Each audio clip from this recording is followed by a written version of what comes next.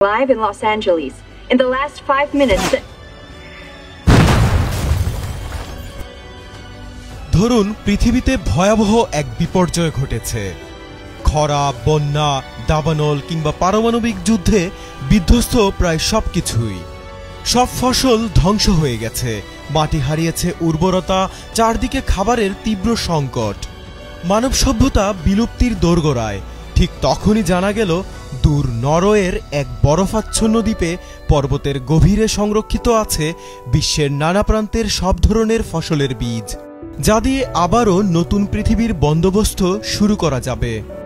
ভাবতে সিনেমাটিক মনে হলেও এমনটা সম্ভব, কিন্তু কিভাবে?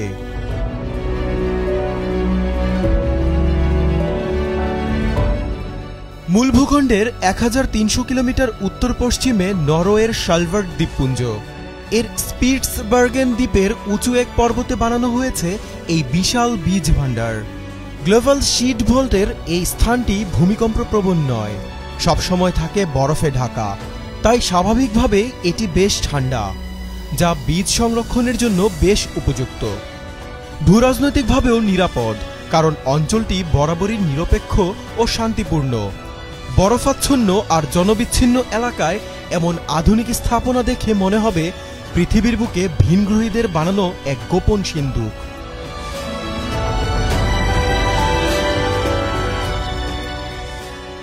2025-এর শুরুতেই ভয়াবহ দাবানল দেখে যুক্তরাষ্ট্রের ক্যালিফোর্নিয়া পুড়ে যায় 58,000 একর জমি। মার্চের শেষ সপ্তাহে মিয়ানমারে আঘাত হানে 7.7 মাত্রার শক্তিশালী ভূমিকম্প। কেঁপে ওঠে দক্ষিণ পূর্ব এশিয়ার 8টি দেশ। এর আগে 2023 সালে তুরস্ক সিরিয়া ভূমিকম্প কিংবা এশিয়ার সুনামি, এসব দুর্যোগ আমাদের মনে করিয়ে দেয় প্রকৃতি চাইলে মুহূর্তেই সবকিছু ওলটপালট করে দিতে পারে। জলবায়ু পরিবর্তনের কারণেও কৃষি উৎপাদন হুমকির মুখে পড়তে পারে, আর তখন যদি কোনো দেশ তার গুরুত্বপূর্ণ ফসলের জাত হারিয়ে ফেলে, তবে তারা ডুমসডে ভল্ট থেকে সেই বীজ সংগ্রহ করে পুনরায় কৃষিকাজ শুরু করতে পারে। বলা চলে এটি এক ধরনের বীমা পরিকল্পনা, যা মানবজাতির ভবিষ্যৎ খাদ্য নিরাপত্তা নিশ্চিত করতে সাহায্য করবে।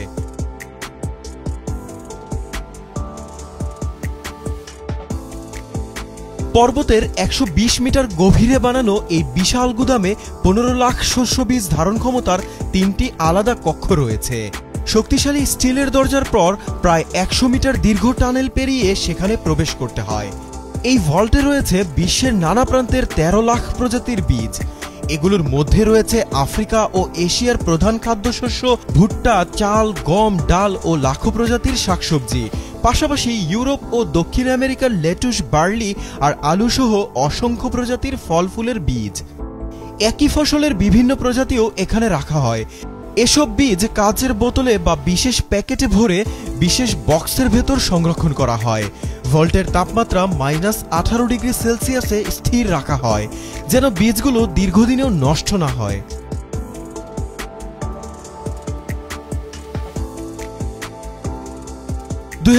সালে চালু হওয়া এই ডুমসডে শিট ভল্ট পুরোপুরি স্বয়ংক্রিয় নয়।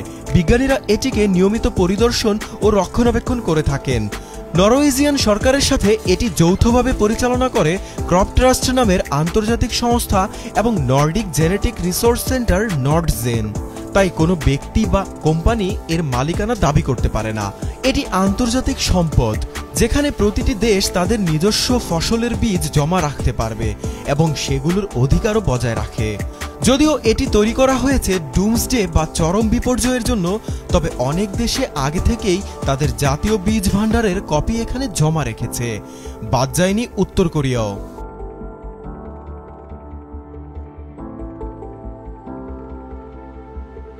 সম্প্রতি এই ভল্টে যুক্ত হয়েছে আরও 14,000 প্রজাতির বীজ। এর মধ্যে আছে সুইডেন থেকে আসা নর্ডিক অঞ্চলের নানা বিপন্ন প্রজাতি ও থাইল্যান্ডের বিভিন্ন ধরনের ধানের প্রজাতি। তবে একটি দেশের জমা দেওয়া বীজ অন্য কোনো দেশ না জানিয়ে ব্যবহার করতে পারবে না। অর্থাৎ এটা একটা ডিপোজিট ভল্ট, যেমন ব্যাংকে আপনি টাকা রাখেন কিন্তু অন্য কেউ সেটা তুলতে পারে না।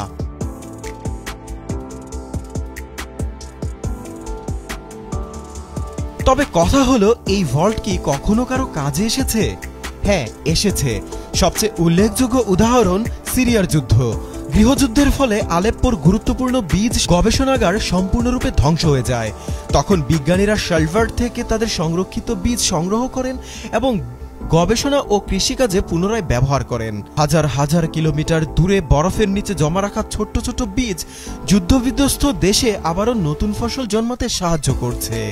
তাই ডুমসডে সিড ভল্ট শুধুমাত্র ভবিষ্যতের জন্য নয়, বর্তমান বিপর্যয়েও কার্যকরী হতে পারে।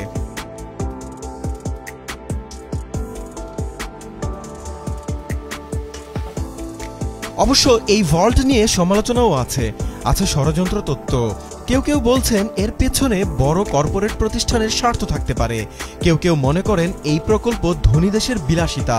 যখন দরিদ্র কৃষকের হাতেই বীজ নেই, সেখানে এত প্রযুক্তির প্রয়োজন কি? তবে বিজ্ঞানীরা মনে করেন স্থানীয় কৃষকদের বাঁচাতে হলে ফসলের বীজ সংরক্ষণ অত্যন্ত জরুরি। আর সেজন্যই এমন একটি কেন্দ্র প্রয়োজন যেখানে বিশ্বজুড়ে বৈচিত্র্য রাখা যায় নিরাপদে এবং নিরপেক্ষভাবে।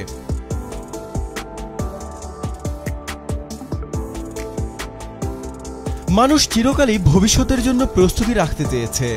আগে মাটির পাত্রে চাল ডাল সংরক্ষণ করা হতো, এখন বরফের পাহাড়ের ভেতর কোটি কোটি বছরের জন্য রাখা হচ্ছে ধান, গম, ভুট্টার বীজ। গবেষকরা ভাবছেন আগামীতে চাঁদ বা মঙ্গলের মাটিতেও এমন বীজ ভাণ্ডার বানানো যায় কিনা। কারণ যদি কোনোদিন মানুষ পৃথিবীর বাইরে কলোনি গড়ে তোলে, তখন তো ফসল ফলাতে বীজের দরকার হবে। শালভার্ডের এই ডুমসডে সিড ভল্ট তাই কেবল একটা ভাবনার নাম নয়, এটা হলো এক আশার প্রতীক। ভবিষ্যতের কোনো অজানা দিনে যদি কখনো মানব সভ্যতা মুখ থুবড়ে পড়ে, তখন এই বরফে ঢাকা পাহাড়ের পেটে লুকিয়ে থাকা কিছু ছোট ছোট বীজ হয়তো আবারও পৃথিবীতে সবুজের চাদর বিছিয়ে দেবে। জাকারিয়া হোসাইন, যমুনা নিউজ।